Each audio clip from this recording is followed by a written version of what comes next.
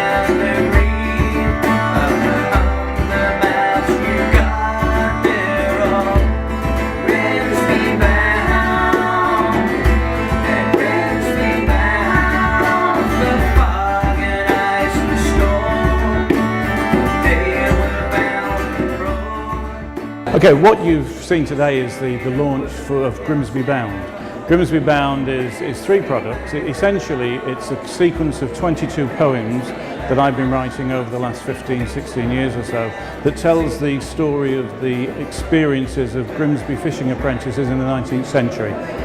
Dark, horrible story. The book's available here at the National Fishing Heritage Centre in Grimsby.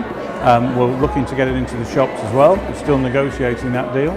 There are also two CDs.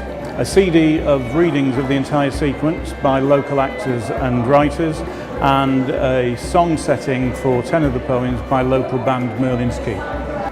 And he showed me these poems a little while ago, and myself and the band have put 11 of the poems to music, and today was all about the performance and getting the story across and launching the CD and the book for sale to the public.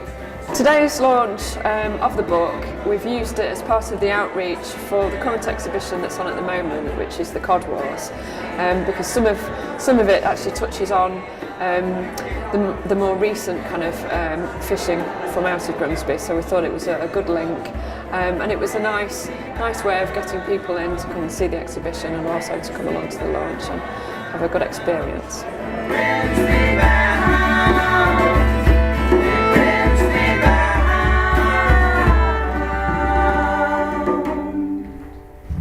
In October 1926, the superintendent sent a letter to the chief constable. This boy misconducted himself with a young woman of, it is alleged, ill repute. Let the sweet and lonely boys come to me. Let them cry, let them rest, let them smile. Let them lie in their beds in the morning, let them come. As they cross the tracks to town and their cargo rattles by, let them see my shining lights and hear my music ring.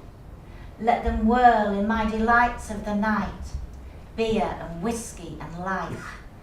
The chaplain of Hull Prison informed the Prisoners' Aid Society that Grimsby smack owners sent 80 times as many apprentices to his prison as did their Hull counterparts. The growing national concern at practices in the Grimsby fishing trade were leading to many runaways and prison sentences.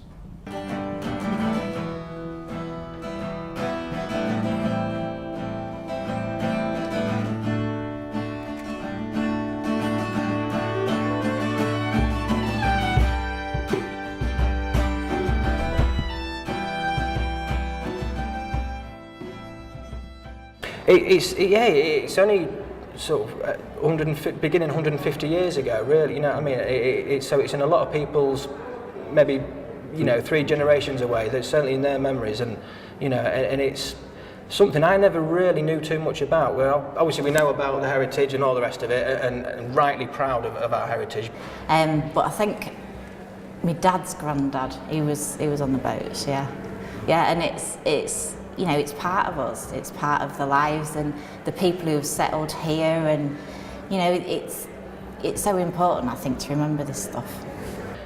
It's something that's been swept under the carpet a little bit, and when we saw this and kind of realised just what this great industry was built on, and I thought this story really needs telling. People need to know the whole story, not to negate what, you know, the great industry it was, but the fact that it was built on something that was a little bit darker, and you know, and it, Lass Gordon has brought this to light.